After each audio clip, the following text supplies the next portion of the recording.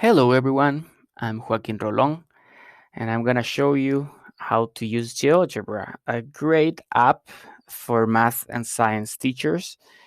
And it's actually not just an app, it's many apps. You can have many different apps, many different tools, so it's quite easy to get lost in all of the possibilities you have with it. That's why I'm gonna give a very brief introduction and I'm gonna show the user's interface, and I'm gonna show you how to use in the basic level two different apps we can have in GeoGebra. Okay, one is it's the graphic calculator, and the other one geometry. So first thing we have to do, of course, is to go to geogebra.org. Thing I recommend you to do is to sign in. I just sign in with my Google account. So when you do that, you can store here all of your projects and all of your assignments. To talk about the interface and to show you how to use a couple of tools, here you have all the apps you can use for GeoGebra: a graphic calculator, 3D calculator, geometry, and as I told you before, we're gonna use these two. Okay, something great about GeoGebra, if you see here, you have the download icon and the start icon. Download is if you want to download the app and use it in your devices. Okay, but start is just if you want to use the browser, which is a great thing to have. That means that you can use it anywhere. You don't have to download the app, which sometimes it's good to have that option. So actually, let's use the browser. Let's think that we are in a derivatives class. We are teaching the students the concepts, the geometric concept of a derivative. Okay, so we want to build an interactive graphic that shows the relation between a function and its tangent line. Okay, so first, well, we have the function.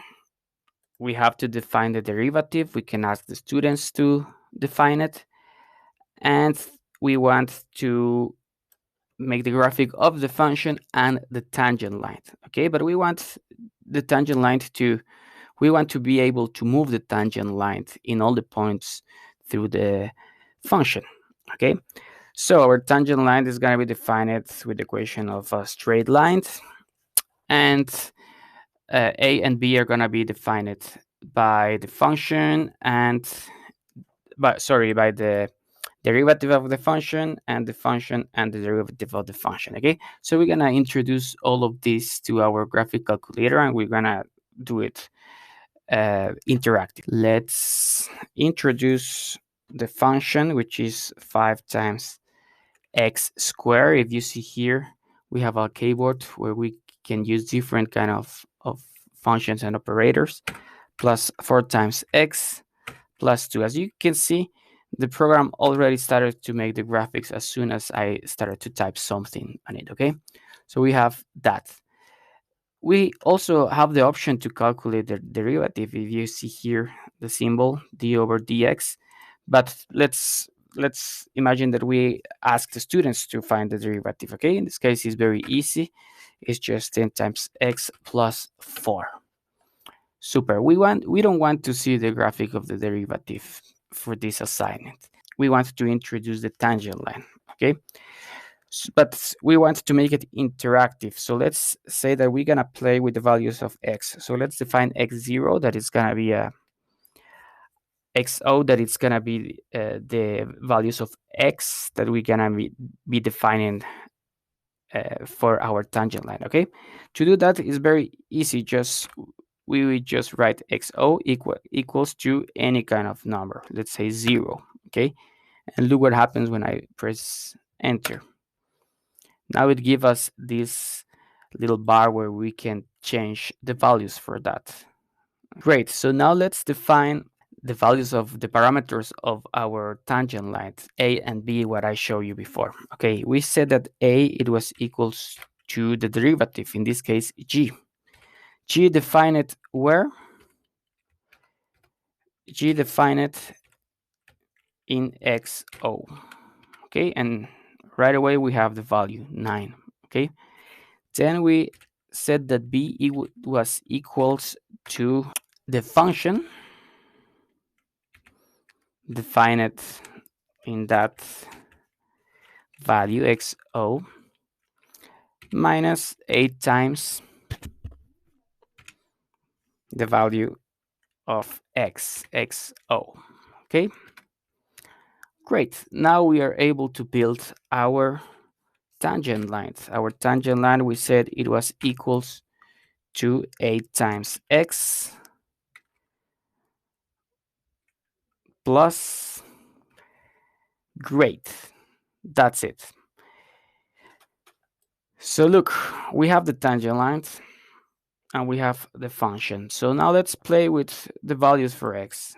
We can just move this and look what happens with the tangent line. The tangent line is changing all the time according to which place we are in x, which values we give to x. So let's say that we want you to know the points of the intersection between the function and the tangent line. We just go to this place where we have different tools and we can press intersect. And we just select the point of intersection. There we go, A. We have point A. So now if we go back here, we have the coordinates for A. So that's great. Now we can see the coordinates of the intersection of the tangent line and the function. So of course, this can be super useful in the classroom to show this concept, but we can also ask the students to solve their classic exercises from their classics books, but not just to solve them, also to build this kind of interactive graphics so they can interact more with their exercises and their problems. The assignment we're gonna do now is just to show the property of the sum of internal angles of a triangle. So we will first build a triangle. Here we have the option of polygon. Of course, we want a polygon of 3 sides. We have to define just 3 points and connect the last one with the one at the origin. Okay, this is already interactive. Sorry, we can move the points around and the triangle is gonna change. Let's try to see the angles, the value of the angles. Okay, here we press more and here we're gonna have the option of measure and there we have angle. So we have to define again 3 points for each angle. So let's say A, C, B. There we have that angle. Great. Now we have the values of each one of these angles, and again we can play and move the angles, and the values are, of course, they're gonna change. Okay, so if we go back here, we're gonna see that these angles were defined with Greek letters. So let's just write here. We can go to the keyboard, the icon, little icon here, and we can select ABC and go to the Greek letters. Let's define the sum of these 3 angles. Alpha plus beta plus gamma. And there we have 180. So again, the students can play with this and see that the sum of the angles is always 180.